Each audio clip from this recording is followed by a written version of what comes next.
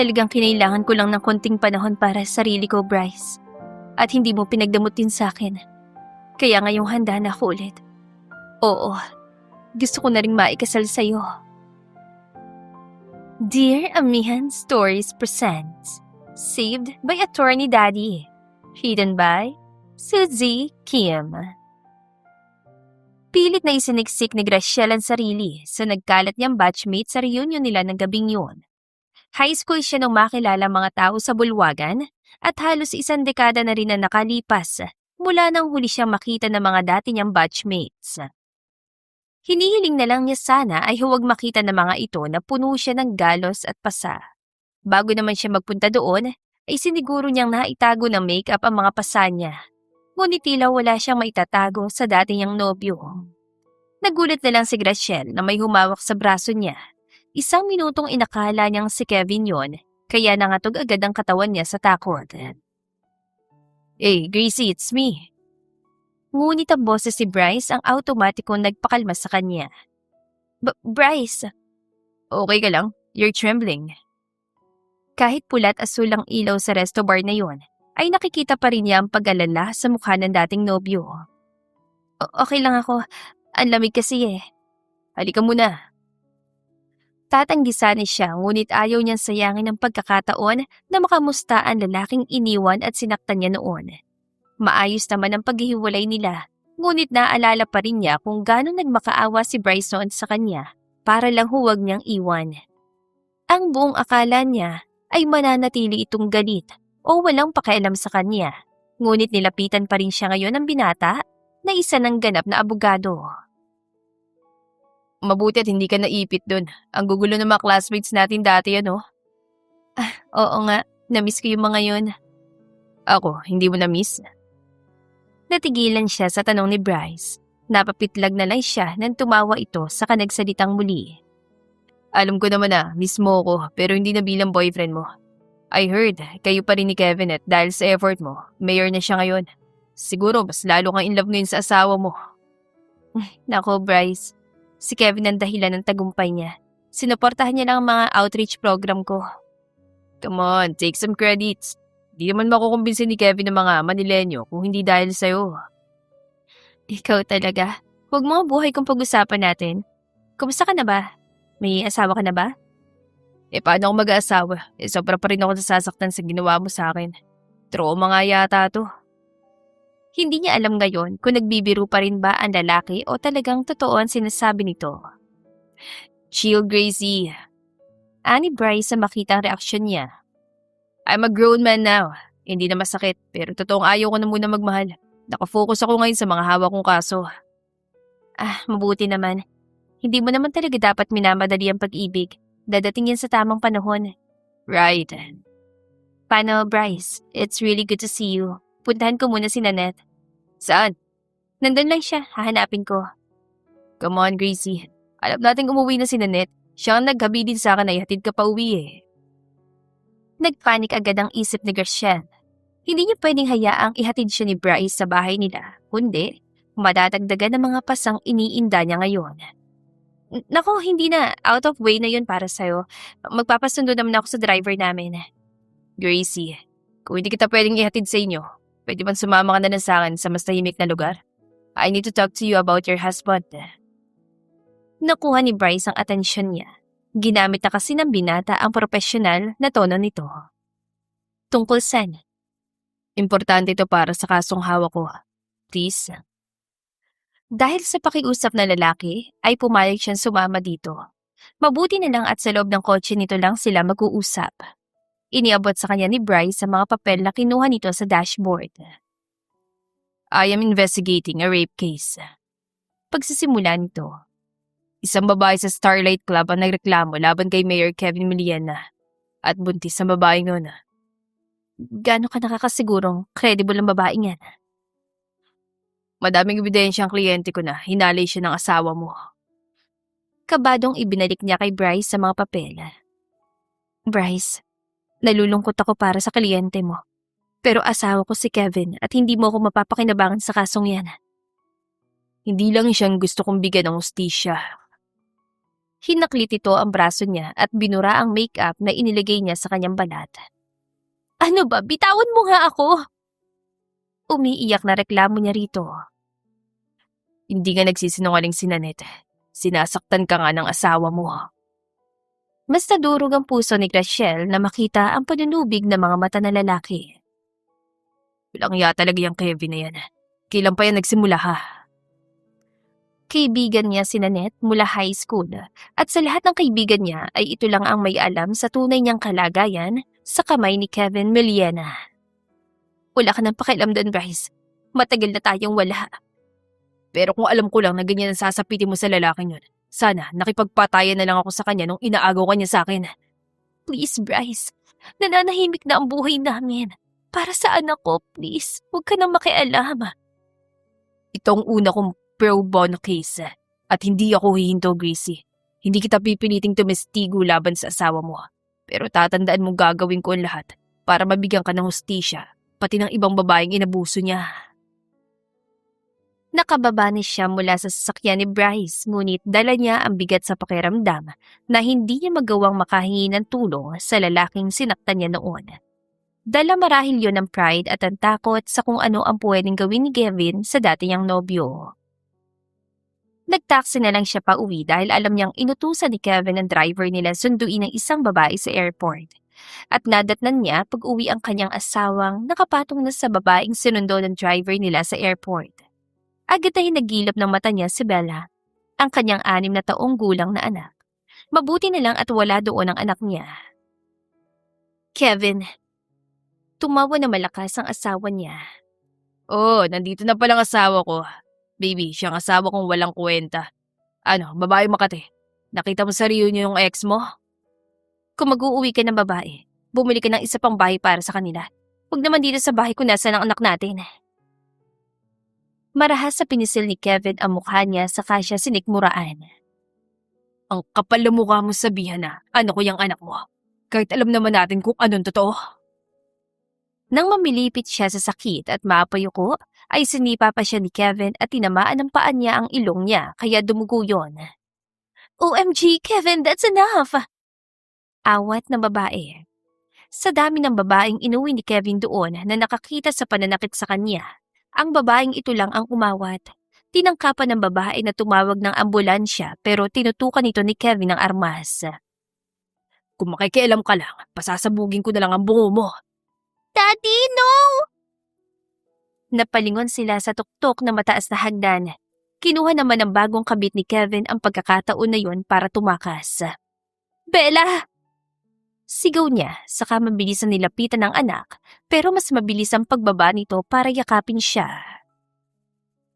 Daddy, hoy bata, para sabihin ko sa'yo, hindi mo ko daddy. Ganting sigaw ni Kevin sa kanilang anak. Tinakpan niya ang tenga ni Bella.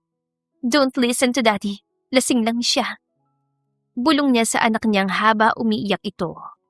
Naisigaw na lang ni Graciel ang pangalan ng asawa nang pati si Bella ay tutukan ito ng armas. Itiko mo yung bibig mo kung ayaw mo. Inago niya rito ang armas. Nakipagbuno siya sa lalaking pilit niyang inunawa sa loob ng 7 taon. Kung noon, kapag nagwawala ito ay nananahimik siya at iniinda ang bawat pananakit nito, ngayon ay pinagmumuranan niya ang walang hiya. Nang may bato niya palayo dito ang armas, ay inundayan na naman siya nito ng suntok at sipa.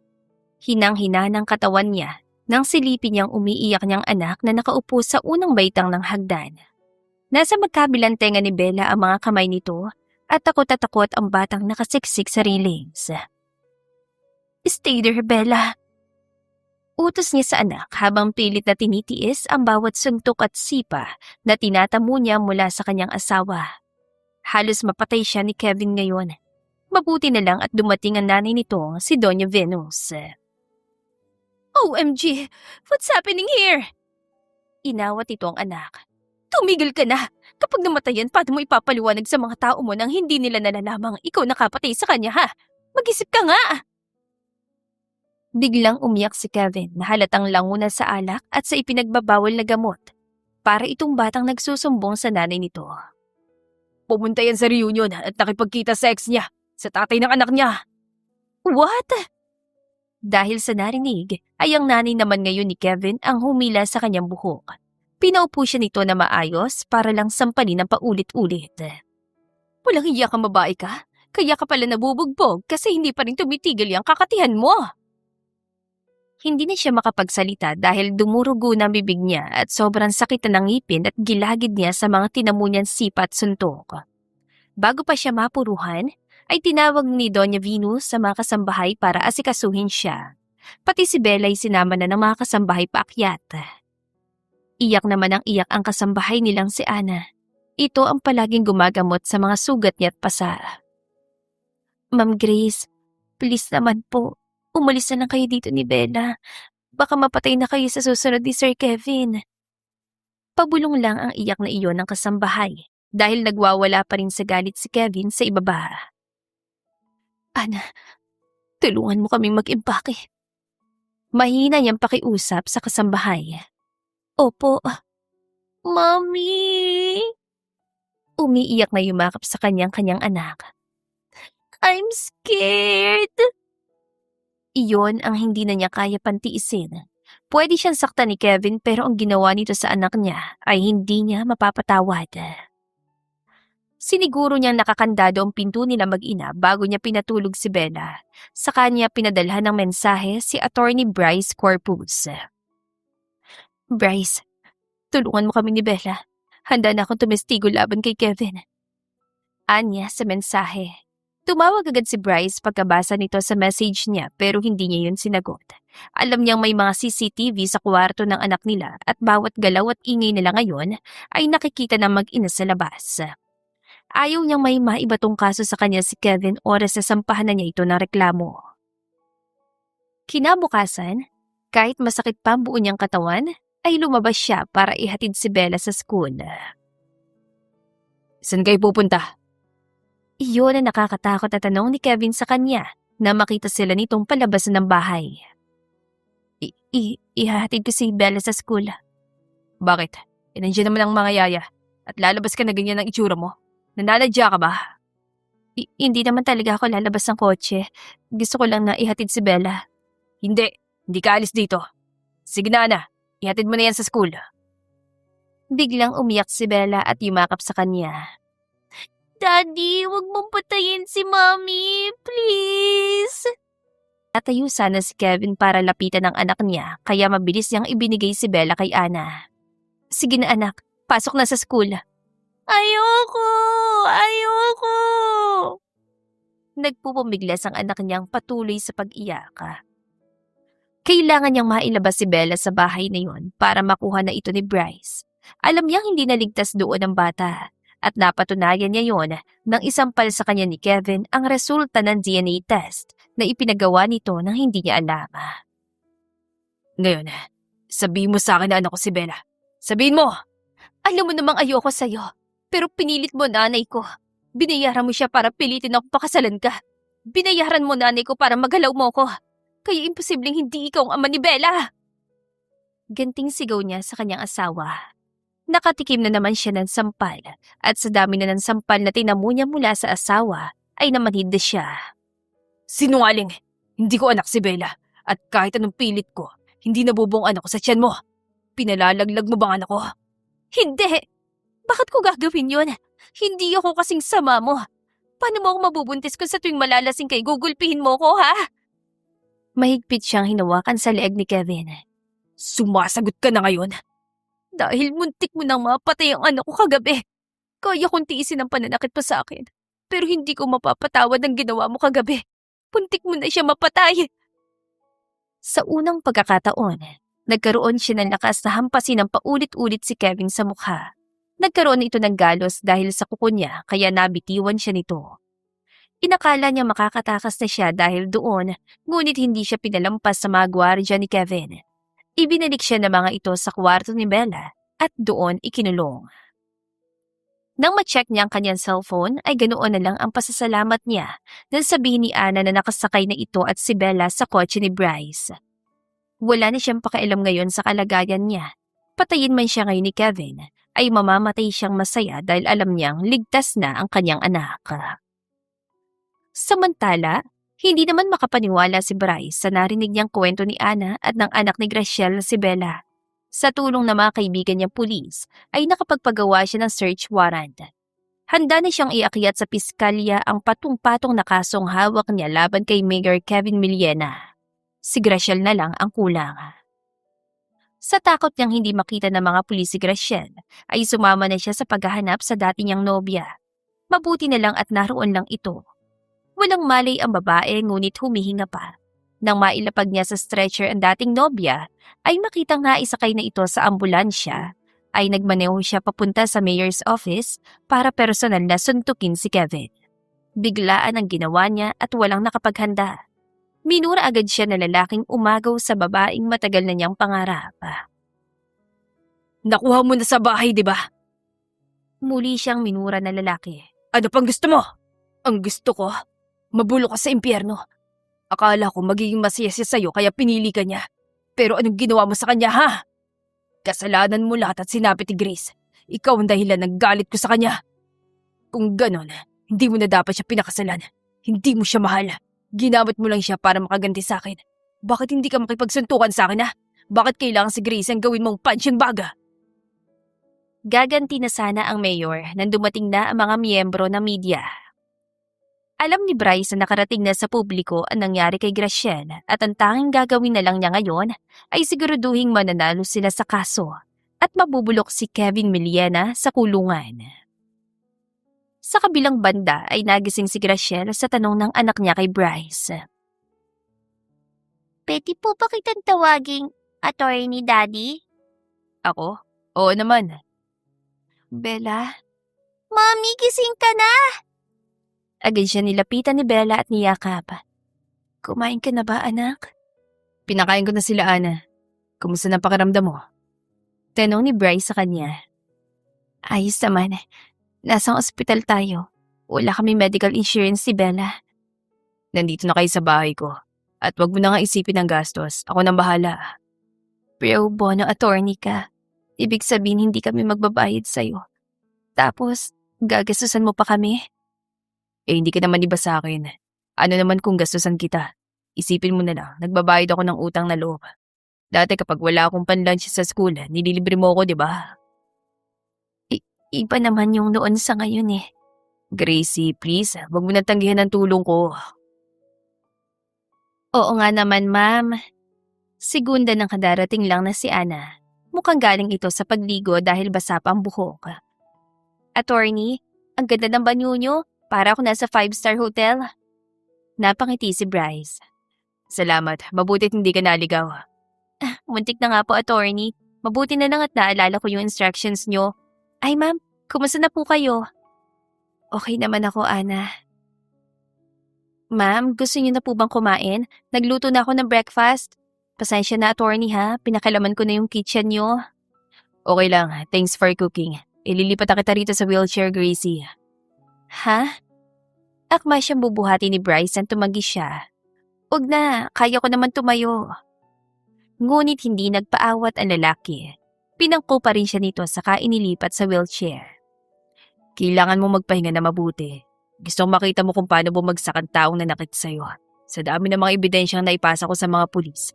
By the end of this week, hainan ng sampina si Kevin at magsisimula ng paglilitis sa korte. Kaya hayaan mo kung alalayan ka hanggang sa gumaling ka. Natameme na lang siya sa ginawang pagbuhat sa kanya ng dating nobyo. Ramdam kasi ng balat niya kung gaano na ito katikas ngayon. Ang nobyo niya dating payatot at nakasalamin ay macho na ngayon. OMG, bakit ba bagay kayong dalawa? Kinikilig na bulong ni Ana habang pinanonood sila. Bagay ba kami? Tanong dito ni Bryce saka nito itinulak ang wheelchair niya. Opo, attorney. Kapag nakikita ko si Ma'am Grace na kasama si Mayor, para ako nanonood ng true crime story o soko. Pero kapag kayong dalawang magkatabi, parang romance movie. Attorney, ayaw mo sa katulong na single? Tinawanan lang ni Bryce ang babae. Si Ana naman na ibinuhat ng anak niya. Hindi, joke lang, attorney. Alam ko namang malayong-malayo kami ni Madam sa isa't isa. Kahit pa may asawa at may anak na si Ma'am sobrang ganda pa rin kung hindi lang nabubugbog. Kaya nga ma'am, kung ligawan ka nitong si attorney, sagutin mo na agad para may daddy na ulit si Bella. Hindi siya naiinis sa walang prenong bibig ni Ana. Alam naman kasi niyang kapakanan lang nila mag-ina ang palaging inuuna nito. Kaya nga nitian na lang niya ang kasambahay niyang kasama nila ng kanilang anak sa pagtakas. Ana, baka gutom lang yan, tara na't kumain. Sabi niya rito. Hindi ako gutom, ma'am. Binigyan ako ni attorney kanina ng mansanas. Promise, ako #1 fan ng love team niyo. Kaysa naman doon kayo sa asawa niyo. Huwag kang mag-alala. Hindi ko nababalikan si Kevin. Huminga ng malalim si Ana na para bang nabunutan ito ng tinik sa dibdib. Ay, mabuti naman, ma'am. Ipaghahain ko na kayo. Salamat. Attorney Daddy, pwede po ba tayo manood ng TV? Tanong ng anak niya kay Bryce. Sige, kumain na rin naman ako kanina. Ani Bryce saka tumayo para samahan ng anak niya sa sala. Thank you, Bryce. Sabi niya sa lalaki. Ma'am, pwede bang i-chika niyo sa akin kung paano kayo nagkaroon ng tagapagligtas sa katulad ni attorney? Curious lang po ako. Tanong ni Ana na silang dalawa na lang ang nasa Commodore. Kaklase ko si Bryce ng college. Po? Di ibig sabihin yan, ma'am. Mag-aabogado rin sana kayo. Tumango siya. Kaso hindi ko natapos eh. Pinag-asawa ko ng nanay ko na maaga. So si Sir Kevin ang napili ng nanay niyo. Ganun na nga. Ex niyo ba si attorney? Ang lagit kasi talaga ng tingin niya sa'yo, ma'am. Hindi lang ako nakapansin. Tinanong kasi ako ng reporter kung boyfriend mo raw ba si attorney pero syempre, sinabi kong hindi. Diba? Feeling namin lahat may something sa inyo. Alam mo, dapat hindi kasambay ang ina-applyan mong trabaho eh. Dapat naging reporter ka na lang din. Napaka-chismosa mo. Natatawang napakamot si Ana sa ulo. Ma'am, gusto ko lang naman pong pagaanin ng loob niyo. Kapag hindi tayo nagkwentuhan, maalala mo lang yung mga pangit na nangyari sa inyo doon sa impyernong bahay ni Sir Kevin. Awang-awa ako sa inyo ni Bella. Mabait ka naman, ma'am eh. Ilang beses na nag-uwi ng kabit si Sir Kevin sa bahay pero hindi mo pa rin siya iniiwan. At naiintindihan kong ginawa mo yan para kay Bella. Kaya sobrang bilib ako sa bait at tatag ng loob at katawan niyo. Hindi ko naman makakaya lahat ng yun kung wala ka eh.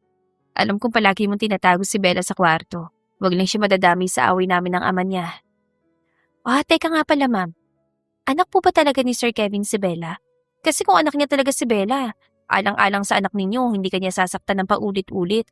Dapat sinisikap niya manatili kayong buo. Tatatlo na lang kayo eh. Hindi siya agad nakasagot, lalo na marinig na niya ang boses ni Bella. Mami, tapos ka na po bang kumain? Samahan mo na po kaya kaming manood ng TV. Patapos na akong kumain, anak. Mami, ito na po bang bago nating house? Hindi na po ba tayo babalik kay Daddy? Bigla ay tanong nito. Pansamantala lang tayo dito, anak. Kapag magaling na si Mami, kukuha tayo ng sarili nating bahay. Kay attorney kasi to eh. Kay attorney, Daddy? Bakit mo naman tinatawag ng ganyan si Bryce? Kaibigan ko lang siya. But he's nice. Gusto ko po siya maging daddy. Gracie, okay lang naman sa akin na daddy ang itawag niya. Walang problema. Ani Bryce sa sumunod na rin pala sa Commodore. Sa loob ng 6 na taon na pagsasama nila ni Kevin, ngayon lang siya nakaramdam ng kaligtasan. Yung tipong hindi niya kailangang ihanda ang sarili dahil baka may lumilipad na kamaong susuntok na sa kanya o babatok sa kanya habang kumakain. Noon pa man, si Bryce na talaga ang protector niya, ang kanyang safe space. Naalala niya kung gaano sila kasaya ni Bryce nung college sila. Halos araw-araw silang nagde-date basta may free time sa pag-aaral. Hindi rin niya naramdaman ni minsan na kailangan niya mag-ingat sa mga sasabihin o gagawin niya kapag kasama niya ang binata dahil lagi nitong sinisigurado na nakikinig ito at sumusunod sa kanya. Napapitlag na lang siya nang may mga kamay na nagpunas ng luha sa kanyang pisngi. Kanina pa palang tumutulo ang mga yon sa pisngi niya. Gracie, are you okay? Bahagya niyang inilayo kay Bryce sa mukha sa kanya pinunasan ng sarili niya mga luha. Okay lang ako. Thank you. Pasensya ka na. Sobrang saya ko lang na wala na kami ni Bella sa impyernong bahay ni Kevin. Bakit ka ba nanghihingi ng pasensya? Hindi mo naman agad-agad makakalimutan ng lahat. Alam ko, may mga pagkakataong bumabalik pa rin sa isip mo lahat ng pananakit. At ayos lang na umiyak. Huwag ka ring maiilang kung pupunasan ko ang luha mo para sa'yo. Di ako mapapagod na gawin yan hanggang sa maubos na lahat ng luha. Sabi ko sa'yo, Bella, magkakadadi ka na talaga ulit. Napalingon siya sa ibinulong ni Ana sa kanya. Yay! Mommy, we are finally safe here. Thank you, Attorney Daddy. Bella, saway niya sa anak.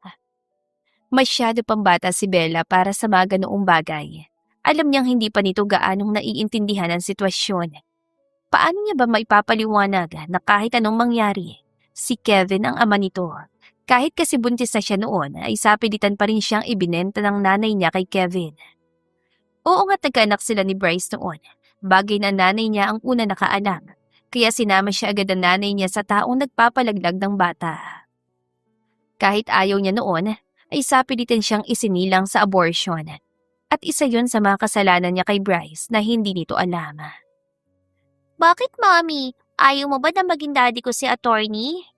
Kasi hindi naman siya ang daddy mo. Masamang tao man ang tunay mong daddy. Hindi mo pa rin siya pwedeng basta palitan. Pero sabi niya po hindi niya ako anak. Galit lang siya. Remember tuwing birthday mo? Dinadala ka niya sa Disneyland? Pero hindi ka kasama. Sinasaktan ka pa niya, Mommy. I really hate Daddy for it. Nag-wish ako sa kanya. Ilang beses na huwag ka na yan sasaktan pero inuulit niya. Ayoko na siya maging daddy. Tinoyo ng anak niya kaya nag-walk out. Nakabuntot si Ana sa anak niya habang siya'y niyaya ni Bryce patungo sa garden nito sa likod bahay. Hindi naman siya makatanggi dahil ito na ang tumulak sa sinasakyan niyang wheelchair. Sabihin mo nga sa akin ang totoo. Hindi ko ba anak si Bella? Hindi. Anak siya ni Kevin. Pero hindi yun ang nararamdaman ko. Ilusyon mo lang yan, Bryce. Hindi sa'yo si Bella. Malalaman ko rin ang totoo, Gracie. Anito, saka naglakad pabalik sa loob, pero napahinto ito sa paglalakad dahil sa sinabi niya. Pinalagdag namin ni Mama ang anak natin. Ano? Unti-unting bumalik sa alaala niya kung gaano kasakit ang araw na yun para sa kanya. Kaya baliwala ngayon ang higpit ang pagkakahawak ni Bryce sa kanyang braso. Pinatay mong anak ko? Kinaladkad ako sa abortion clinic ni Mama. Alam ng Diyos kung paano ako lumaban ng araw na yon. Sinubukan ko protektahan ang anak natin. Pero wala akong nagawa. Kasama na namin ang araw na yun ng mga tauhan ni Kevin. Binitiwan siya nito. I'm sorry. Doble ang sakit na nararamdaman niya ngayon nakikita niyang umiiyak si Bryce sa pagkawala ng anak nila. It was all my fault. Kasalanan kong ipinanganak ako sa pamilyang walang sinabi sa buhay. Hindi kita naprotektahan. Wala akong nagawa para sa inyo ng anak natin. Kahit kailan, hindi kita sinisi. Kung alam mo lang ang nangyayari nung araw na yun sa akin, sigurado akong darating ka para iligtas kami. Akong patawarin mo dahil hindi ko sila nagawang pigilan. Niyakap siya nito. Pangako, lahat silang nanakit sa'yo at sa anak natin. Pagbabayarin ko. Simula na ngayon ang araw ng paniningil. Asa mata ni Bryce ang determinasyon, kaya hindi niya siya nagulat nang mabalitaan sa mismong nanay niya na pinadeport ito. Nasa Las Vegas ang mama niya at patuloy na naglulustay ng perang ibinibigay ni Kevin Miliana at ang biglaang pagkakadeport ito ay tiyak na ikagagalit na naman ito sa kanya. Ngunit hindi hinayaan ni Bryce na maapektuhan niyon ang pagbabawi niya ng lakas. Inagaw agad sa kanya ng lalaki ang cellphone niya na makita nitong tumatawag sa kanyang mama niya. Bryce, akin na! Di mo nakakausapin ang mama mo. Alam ko, kahit anong gawin nating dalawa, nanay mo pa rin siya. Pero hindi nangangahulugan yun maabswelto na siya sa kaso. Krimen ang ginawa niyang pagpatay sa isang sanggol na walang muwang sa tiyan mo. Pasensya ka na. At hindi ko hayaang magpakasaya pa rin siya sa kabila ng katotohanan na wala sa atin ang anak ko dahil sa kanya. Gusto ko rin naman siya magbayad sa ginawa niya. Hindi ako makikiusap sa iyong patawarin siya. Bagay sa nanay ko makulong sa ginawa niya sa anak ko. Gusto ko lang siya kausapin para ipamukha sa kanya kasalanan niya kung bakit siya hinahabol ngayon ng mga pulis. Alam naman nating pagsasalitan ka lang niya na masasakit kaya please, hayaan mo na muna siya. Kausapin mo na lang siya sa korte kapag pinatawag na tayo. Ayoko makaapekto siya sa pagpapagaling mo, okay? Tumango na lang siya. Ilan linggo pa nga lang ay nakabalik na siya sa pagtayo at paglalakad. Kahit abala sa paglikom ng mga ebidensya at paghahanap sa iba pang biktima ni Kevin, ay hindi nawawala ng oras si Bryce para i-monitor ang paggaling niya. May oras din ito para ipasyal sila ng anak niya. Ngayon ngay nasa Indoor Oceania sila. Isa yung giant aquarium na maraming kung ano-anong ocean species. Alam na rin pala ni Bryce na mahilig ang anak niya sa mga ganoong pasyalan.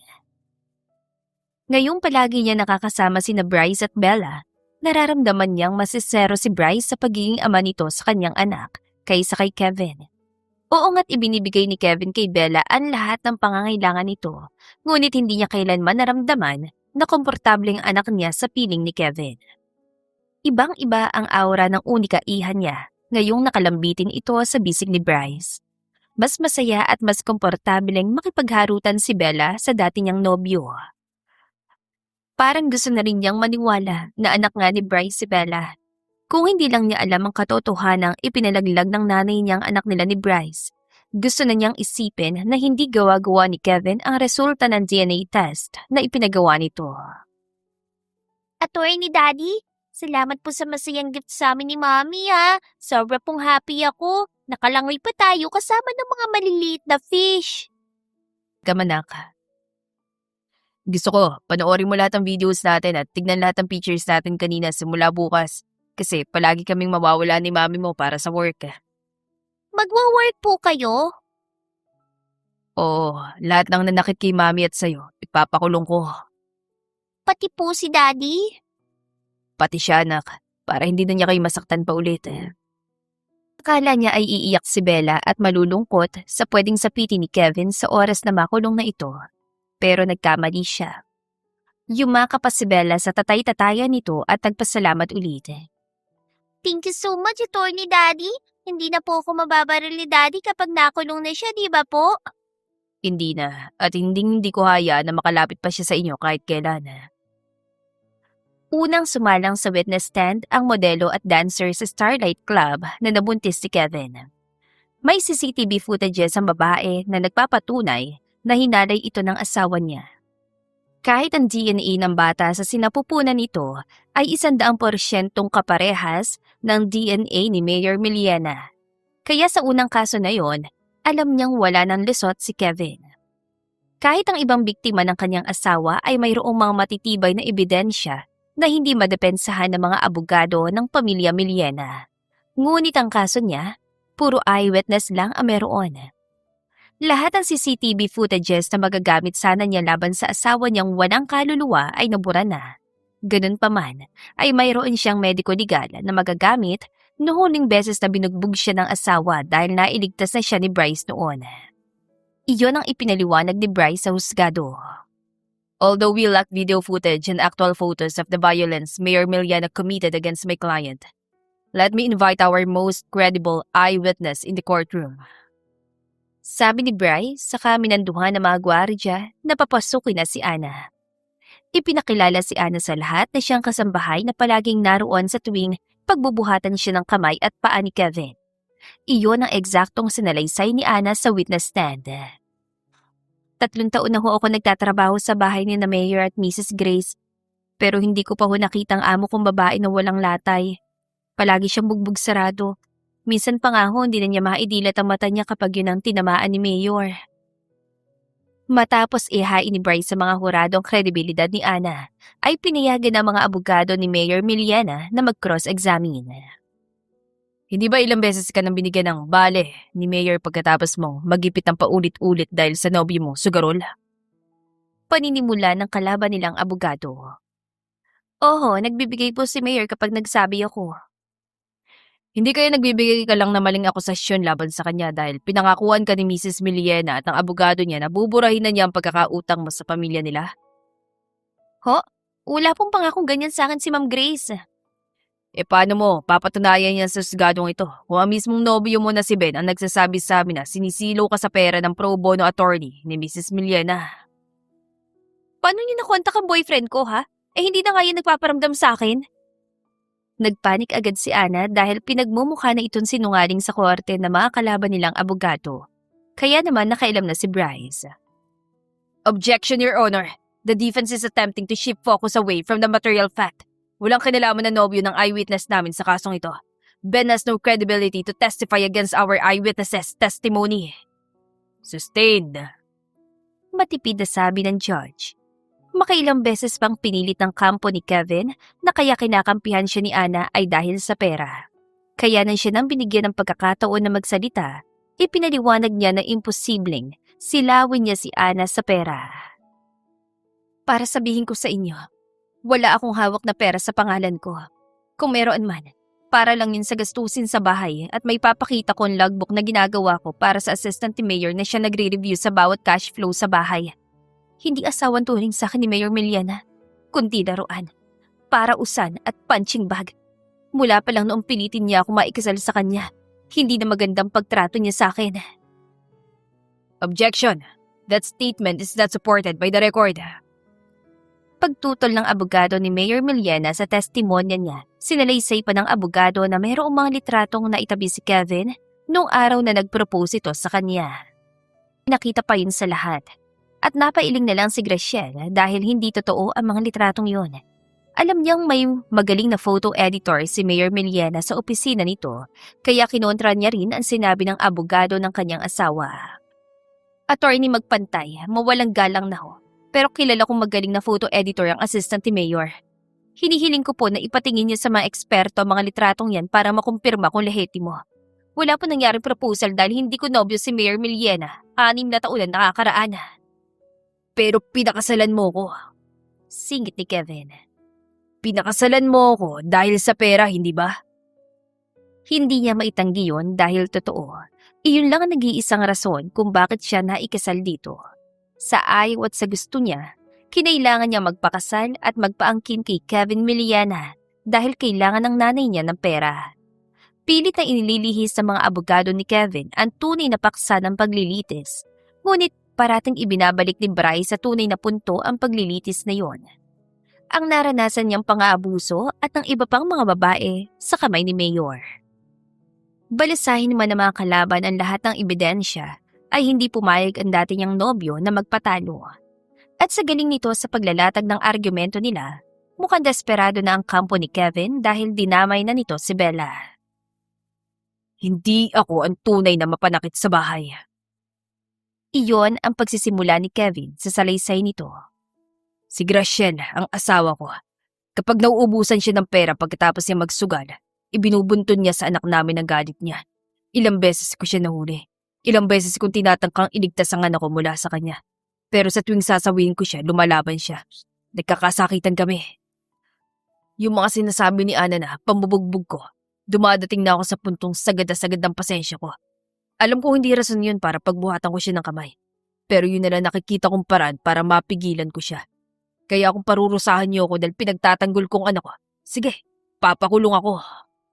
Gustong murahin ni Graciela si Kevin sa mga oras na yon, pero alam niyang hindi makakatulong sa kaso kung magpapatalo siya sa bugso ng damdamin.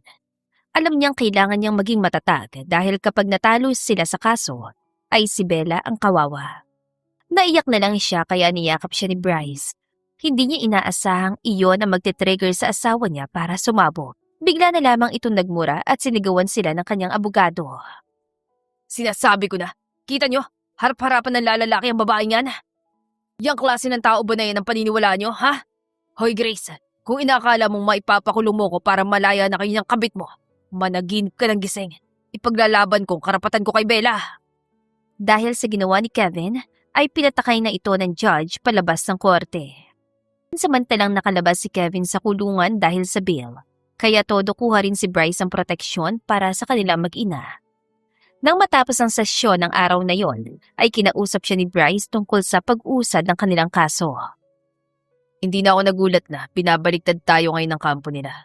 Hindi na nila alam kung paano pa sila mananalo, kaya pinapahina nilang physical violence na isinampa sa atin. Ngayon, kailangan nila si Bella para magsinungaling sa korte. Pero sa talino ng anak mo, alam ko hindi siya basta-basta mauuto ni Kevin. Anong ibig mo sabihin? Ipapatawag sa korte ang anak ko? Dahil ginamit na siya ni Kevin sa kasong to, wala na tayong magagawa kundi ang ihanda na lang si Bella sa pagbibigay niya ng testimonya. May mga tauhan ng DSWD ang kumontak sa akin para ma-assess nila si Bella at matulungan sa pagtayo niya sa witness stand. Naiyak na lang siya sa nalaman. Hanggat maaari, ayaw niya magsalita at madamay si Bella. Wala na bang ibang paraan, Bryce? Kawawa naman ang anak ko. Baka kung ano-ano sabihin sa kanya ng mga abogado ni Kevin. Kilalang mahinahon sa mga bata ang judge na naglilitis sa kaso natin. Hindi niya pababayaan si Bella at hindi ko siya pababayaan, okay? Nagtitiwala ako sa iyo, Bryce. Good. Handa siya sa yakap ng binata. Ang hindi niya napaghandaan ay ang paggawa nito sa kanya ng masuyong halik sa labi. Pakiramdam niya ay napaso siya nang umiwas siya dito. I'm sorry kung nabigla ka. Paghingi nito ng paumanhin. Pero hindi ako magsasorry sa ginawa ko. Hindi ko naman itinatago na mahal pa rin kita. Magulo ang buhay ko. Kung hindi lamang kita abogado, ayoko naman talaga madamay ka. Damay talaga ako sa buhay mo dahil akong dahilan kung bakit ka nagustuhan ni Kevin in the first place. Napakunot ang noon niya. Anong ibig mong sabihin? Kakumpetensya ang tingin sa akin ni Kevin dahil anak ako sa labas ng tatay niya. Ano? Di ba? Palagi mo tinatanong sa akin kung paano ako nagkakapera pang matrikula sa law school gayong vendor lang ng penoy at balot ang nanay ko. Sinungaling ako sa'yo noon. Sinabi kong scholar ako ng tatay ni Kevin. Hindi niya ako scholar dahil anak niya ako sa labas. Kevin hates me to the core. Kahit nang mamatay ang tatay niya, hindi niya ako pinayagang makapunta. Nangako siya na katulad ng ginawa ng nanay ko sa pamilya nila, kukunin niya rin sa akin ang lahat. Nang malaman niyang girlfriend kita, nag-interest agad siya sa'yo. Bryce. I'm sorry kung ngayon ko lang ito nasabi. Kahit ako, ayoko sa parating ng buhay ko. Ikinahihiya kong ama ko ang ama ni Kevin. Ikinahihiya ko naging kabit si nanay. Pero kinailangan ko lunukin ang pride ko para lang makatapos ako dahil marami akong pangarap para sa ating dalawa. Kahit para kay nanay. Kaso naman, maaga siya nawala. Nung magpakasal ka kay Kevin, nagkasakit siya. I'm sorry, Bryce. Umiling lang ang lalaki. Kaya wag mong isisi sa sarili mo ang nangyari sa'yo dahil ako ang talaga may kasalanan ng lahat. Ikaw ang ginantihan niya sa lahat ng kasalanan namin ng nanay ko sa kanila ng nanay niya. Napakasama talaga nila mag-ina. Kaya pala sa dinami-rami ng babae sa school, akong pinuntirya niya. Spoiled siya sa nanay niyang si Venus na todo suporta sa anak niya kahit sa pambubugbog sa akin. Kaya nga hayaan mo ayusin ko ang lahat. Pagkatapos, bumalik ka na sa akin. Please. Kahit hindi mo anak si Bella, handa kang tanggapin kami. Kung gusto ko itang mahalin, kailangang mahalin ko ang lahat sa'yo. Kasama na doon ang anak mo. Kaya oo. Pero unfair yun sa'yo. Mas unfair kung hayaan kitang palakihin siya mag-isa, gayong kaya ko naman kayong buhayin na dalawa. Hayaan mong bumawi ako sa'yo, okay? Hindi ko alam, Bryce. Iyon na lang ang naisagot niya. Mahal niya ito at gusto niyang maging maligaya ito. Alam niyang sa lahat ng pinagdaanan niya, mahihirapan na siya magtiwala ng lubos. Palaging nasa puso't isip niya ang trauma na alam niyang hindi basta-basta maaalis ng pagmamahal ni Bryce. Hindi ito ang problema. Siya.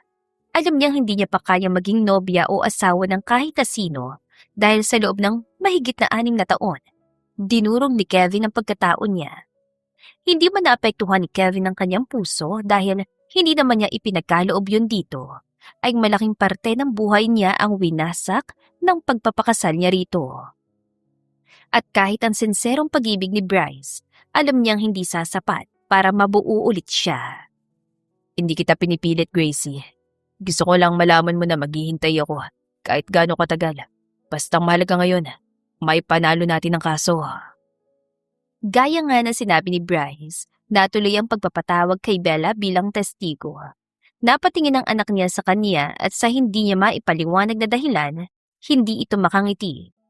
Dahil sa edad ni Bella, ang judge lang ang pwedeng magbato rito ng tanong at pinagbawalan ang bawat panig dahil kilalang agresibo ang mga abogado ni Kevin. Bella, iha, pwede bang ikwento mo sa amin na nangyayari sa bahay niyo?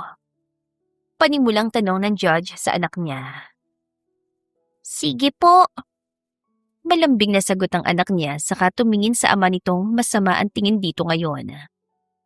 Sa morning po, maaga po kaming gumigising na Ate Ana. Nagluluto po kasi siya ng breakfast. Tapos, wait lang po kami kay Mami para sabay po kami. Tapos, natigilan sa pagkukwento si Bella. Alam na agad ni Gracielle na naaalala ng anak niya yung mga umagang bigla na lang siyang hihilahin sa buhok ni Kevin para pabalikin sa kwarto. Kapag hindi agad siya sumunod sa isang tawag nito, kakalad ka rin siya at pupwersahin sa kwarto o sa banyo at maririnig na lang ni Bella at Ana ang pag-iyak niya at pagmamakaawa. Biglang umiyak si Bella na makita siyang lumuluha. Iha, huwag kang matakot magsalita. Ituloy mo ang kwento. Makikinig ako. Tapos po, bigla nilang dadating si Daddy para hilahin ang buhok ni Mommy. Kahit ayaw ni Mommy, sumisigaw si Daddy. Tapos pag akyat nila sa room, iiyak si Mommy. Sumisigaw siya ng wag. Akala niya, hindi naririnig ng anak niya ang mga pagkakataon na nagmamakaawa siya kay Kevin. Kaya durog na durog ngayon ang puso niya. Hindi niya maiwasang sisihin ang sarili sa trauma na dinanas ng kanyang anak dahil pinili niya magtiis sa poder ng demonyo niyang asawa. Ano sa tingin mo, Iha, ang ginagawa ng daddy kay mami mo? Sinusuntok po, tsaka sinisipa. Iminuwestra pa ni Bella ang ginagawa sa kanya ni Kevin. Agad na tumayo si Kevin at nagmura. Nilasan yung isip ng anak ko! Lahat sila ay pinagmumura kaya inawat na ito ng judge. Napalabas ito ng courtroom habang ipinagpatuloy ang pagtatanong ng judge sa kanyang anak. Nakikita mo yon? Na sinusuntok ni daddy mo si mami at saka sinisipa? Opo, sabi ni Daddy, bad si Mami kasi ibang lalaki ang love ni Mami. Pero alam ko po na hindi bad si Mami. Kasi kahit ayaw ko na sa daddy ko, ayaw niyang palitan ko si daddy. Ayaw niyang maging daddy ko si attorney kasi may daddy pa raw ako. Kung ikukulong niyo po si daddy, hindi na po ulit siya makakapag-point ng gun sa amin ni Mami, di ba po? Humihikbi ng kanyang anak. Kahit siya, traumatized nung tinutukan ni Kevin ng baril ang kanyang anak. At kahit anong therapy session, ay hindi maiaalis yon sa isipan ni Bella. May baril ang daddy mo? Opo. Nung huling night po namin sa house, galit si Daddy. Huwag ko raw po siya tawaging Daddy kasi hindi ko daw po siya Daddy. Tapos may gun siya. Nilagay niya dito oh. Tinutok ni Bella ang sariling noo kung saan tinutok ni Kevin ang baril dito nung huling gabi nila sa impyernong bahay na yon. Tahan na, Iha. Sisiguruhin ko na hindi na yun mangyayari, okay? Siguro kung papipiliin ka, mas gusto mong kasama si mami mo kaysa kay daddy? Hindi ko po iiwan si Mommy. Kung ipapakulong siya ni Daddy kasi ibang love ni Mommy, sasama na lang po ako sa kulungan. Lahat ng tao sa silid na yon ay naluha sa sinabi ng kanyang anak.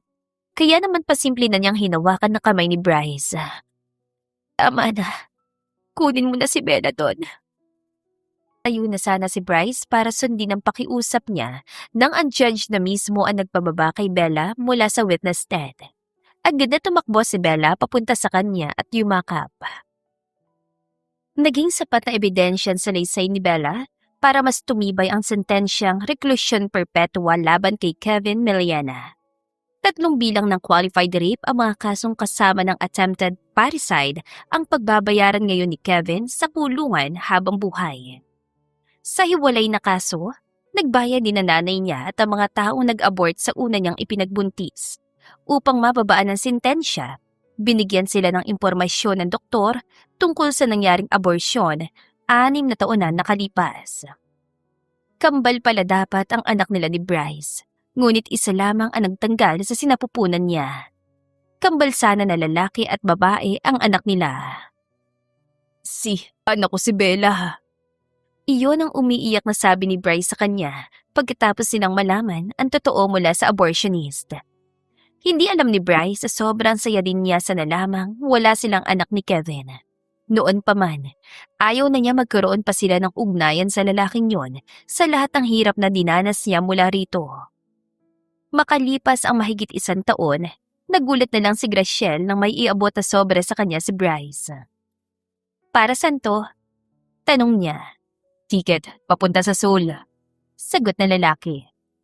Kailangan mo, buuin ang sarili mo, di ba? Magpakalayo ka muna. Ako na muna ang bahala sa anak natin. Pero, Mami, nasabi na po ni Daddy sa akin kailangan mo po nang mag-heal. Lapit pa lang magulang toong gulang ang kanyang anak pero mas naging mature na itong magsalita at mag-isip, lalo na nang malaman nitong si Bryce ang tunay nitong ama.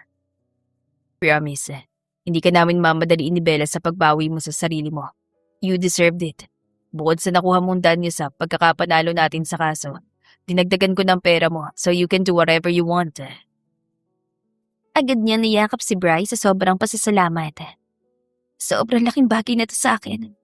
Mula nang tumira ako sa bahay ng mga Miliana, pakiramdam ko nakakulong ako. Pakiramdam ko alipin nila ako. Salamat sa pagbibigay mo sa akin ng kalayaan ko. Wala akong ibang gusto, Gracie, kundi ang kaligayahan mo. Mahal na mahal kita. Mahal na mahal din kita. Dinampian nito ng halik ang labi niya at kilig na kilig ang anak nila at ang ate-ana nito. Nakamit ni Graciela ang hustisya na matagal na niyang pinapangarap. Maging ang kalayaan mula sa impyernong buhay na ibinigay sa kanya ni Kevin. Kaya naman ginamit niya ang oras na yon para sa kanyang sarili, para bawiin ang mga taong nawala sa kanya. Ipinagpatuloy niya sa Seoul ang kolehiyo at sinuportahan siya ni Bryce. Nung magkaanak siya ay pinangarap niya maging pastry chef. Hindi na niya kasi kakayanin pang mag-aral ng law. Wala na doon ang puso niya. At ngayon, nabigyan na siya ng pagkakataon na maging isang pastry chef. Dahil kay Bryce, unti-unti na siya napapalapit sa pangarap niya.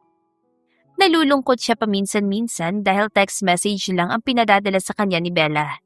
Madalas niya itong yayain na mag-FaceTime o video chat pero tumatanggi ito. Mami, kailangan mo po mag-focus sa school. Ako rin po nag-i-school, kaya next time na po tayo mag-call. Miss na miss ka na namin, Mami. Pero wag kang mag-alala, hihintayin ka namin ni Daddy. Ikaw lang love namin. Ang mga ganoon salita lang ang nakakapagpanatag sa kanya. Si Bryce kasi, talagang hindi regular na nagpapadala sa kanya ng mensahe. Papadalhan lang siya nito ng bulaklak at love notes kapag may okasyon. Grabe naman, ang sweet naman na manliligaw mo, napaka-consistent. Puna sa kanya ng kasama niya sa culinary school na si Jill. Ex ko to. Ex? Napatuloy kang sinusuyo? Hindi naman niya ako kailangang suyuin eh. Pauwi na sila sa mga apartment nila mula sa maghapong klase. Love mo pa rin siya. Oo. Bakit hindi mo pabalikan? Sige ka, baka manawa yan. Hindi pa kasi ako handa. Kakana lang nakasal ko. Oo, yun yung ikinuwento mo na may masama kang experience. Mabuti naman na nakakulong na siya, no? Kaya nga eh. Teka, mabalik tayo sa ex mo. So, nauna siya kaysa doon sa psycho ex-husband mo?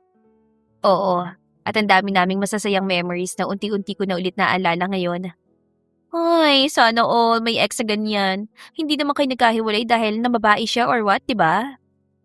Umiling si Graciela. Kulang ang isang buong train raid natin para ikwento ko sa iyo lahat. Bukas ng iba. Alam niyang curious ang kapwa niya Pinay na kaklase. Pero paunti-unti pa lang siya nakakabawi sa kanyang sarili at may mga bahagi pa ng istorya ng buhay niya ang masakit balikan. Kaya hindi rin niya pinipilit ang sarili na magbahagi sa iba. Mabuti na lang at hindi rin mapilit si Jill. Mas gusto niya nakikinig sa kwento nito at kung paano ito nakakilala ng Koreanong makakasama nito sa pagtanda. Sige, ikakwento ko na lang sa'yo kung paano kami nagkakilala ni Jungkook. Yung artista? Tumawa si Jill. Hindi, kapangalan niya lang. Nagsimula na magkwento si Jill at sa mga nakakakilig na eksenang inilalarawan nito ay si Bryce lang ang naalala niya. Katulad ng asawa ni Jill, mahiyain din noon si Bryce pero sobrang talino. Iyon na nakapagpabaliw sa kanya sa dati niyang nobyo. Proud siya sa lahat ng achievements si Bryce, malaki man o maliit. At hindi siya kahit kailan mahihiyang aminin na hinabol niya rin noon ang lalaki hanggang sa mapansin siya nito. Diba ang sweet niya? Untag ni Jill sa kanya kaya napabalik siya sa kasalukuyan. Mukhang habang kinakwento ko ang Jungkook ko naalala mo rin ang Bebe Loves mo sa Pinas. Ikaw kasi Nakakakilig yung unang pagtatagpo niyo. Seryoso bang hinalikan ka niya agad? Oo nga ni. Aba, hindi niya yata maresist tong kissable lips ko. Nagkatawanan sila hanggang sa i-anunsyo ng istasyon kung saan sila bababa. O, susunduin ako ng mister ko. Ipapakilala kita. Kaya dapat kapag ang jowa mo naman ang bumisita dito, ipakilala mo rin ako Ex ko nga yun, hindi pa kami ulit. Etchosera ka? Pinahirapan niyo lang ang labeling niyo Sagutin mo na ulit para hindi na siya umasa sa wala, okay? Ipinakilala nga siya ni Jill kay Jungkook at hindi may pagkailang, in love ang Koreano sa kanyang kaibigan. O siya, dito na kami. Mag-iingat ka sa paglalakad pa uwi Okay, bye. Neil, bye Malambing na sabi sa kanya ni Jill na ang ibig sabihin ay see you tomorrow. Bisig Hangul lang ang alam niya kaya naman ang harangan siya ng lasing niyang kapitbahay habang naglalakad papunta sa apartment niya ay hindi niya agad naunawaan na lalaki. Puro sorry na lang ang nasabi niya rito. Akala niya isasaktan siya ng lasing pero hinaplos itong pisngi niya. Tila bumalik ang lahat ng trauma niya sa katawan. Pero sandali lang yon dahil may kamay nang nagdigtas sa kanya. Bryce? Pinagalitan ni Bryce gamit ang salitang Hangul ang kapitbahay niya kaya patakbo itong umalis at iniwan sila. Loko yun Matagal ka na bang hinaharas nun? Casual na tanong na lalaki na para bang hindi siya dapat magulat sa presensya nito. Hindi naman, palangiti naman yun kapag hindi nakainom. Mag-aral ka na kasi ng Hangul para alam mo kung sino mga taong may masamang balak sa'yo. Bago kayo nalapitan, niyayaya ka niyang pumunta sa apartment niya. Ano? Mabuti na lang at naisipan kong puntahan ka. Naisipan mo lang? Hindi mo to pinalano? Hindi. Ngayon lang ako naglibre sa mga kaso ko kaya nakabisita ako. Hindi ko na kasi matiis. Disappointed ka ba? Alam ko, nangako kong hindi ko guguluhin ang buhay mo rito. Ayos lang, namimiss na rin kita Para bang nabunutan ng tinik si Bryce na bumuntong hininga. Akala ko talaga may umalig na ditong nagugustuhan mo. Tinawanan niya ito. Ikaw lang ang gusto ko. Gusto niyang kiligin ng isang abogadong matinik sa korte na kagaya ni Bryce ay biglang parang nagiging estatwa dahil lang sa mga sinasabi niya. Ako? Gusto mo ko? Ako lang? Para ka namang namaligno dyan. Oo nga. Salamat nga pala sa padala mong flowers kahit hindi ko birthday. Nabalitaan ko kasi na nakapasa ka sa practical exam niyo. Hindi mo ba binayaran yung teacher ko para ipasa ako? Ano? Bakit kailangan ko pag gawin yun Ang galing-galing mo sa ginagawa mo. Bolero. Nasaan na bang anak natin? May exam siya kaya hindi siya nakasama. Pero nandun naman si Ana. Ikaw lang talaga hindi makatiis na hindi ako makita, no? Ilang buwan ko nang tinitiis na huwag kang puntahan dito. Kung kailangan mo pa ng time, hindi naman ako magiging makulit Hindi na niya hinayaang magsalita pa si Bryce. Kumapit na siya sa batok nito para halikan ito.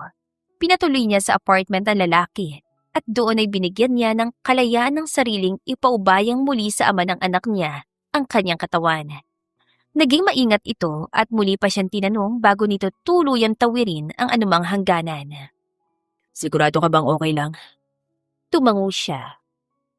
Pagkatapos ng gabing yon, sulat na lang ang inabutan ni Gracielle na magising siya. May panibagong kasong hinahawakan si Bryce at kinailangan na rin itong bumalik sa Pinas. Parang biglang gusto niyang hilahin ng kamay ng orasan para makagraduate na siya. Pero nanatili siyang pasensyosa. Dumating din ang araw ng kanyang pagtatapos. Bilang hindi naputol ang pagkakaibigan nila ni Jill, ay nagtayo silang dalawa ng maliit na cafe and pastry bar, ang Elle's Cafe.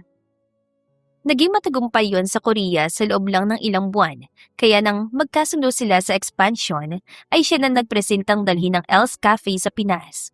Bagay na hindi niya agad ibinalita kay Bryce. Pag-uwi niya sa bahay nila ay inabutan niyang nagbe-bake ang mag-ama niya. Daddy, mali! Akala ko ba nabasa mo sa ginawang recipe ni Mami? Iyon ang panenermo ni Bella sa ama na inabutan niya. Kakamot-kamot lang si Bryce sa ulo. Mali bang pagsunod ko? Mali, Dad! Ganito! Makinig ka kasi sa minimi ko. Sabi niya agad na nakakuha sa atensyon ng dalawa. Mommy? Ikaw yan? OMG!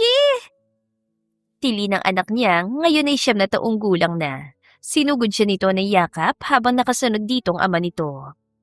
Ako nga po may princess. Pagkatapos siyang yakapin ni Bella, ay si Bryce naman ang bumuhat sa kanya at humanig. God, ikaw nga. Surprise! Kumusta na pong Elle's Cafe, ma'am? Gustong-gusto ng mga Koreanong products namin kaya nagpa siya kami ni Jill na mag-expand at dito namin napiling ipakilalang Elle's Cafe. Mommy, ibig sabihin dito ka na ulit? Oo, baby. Hindi na aalis si Mommy.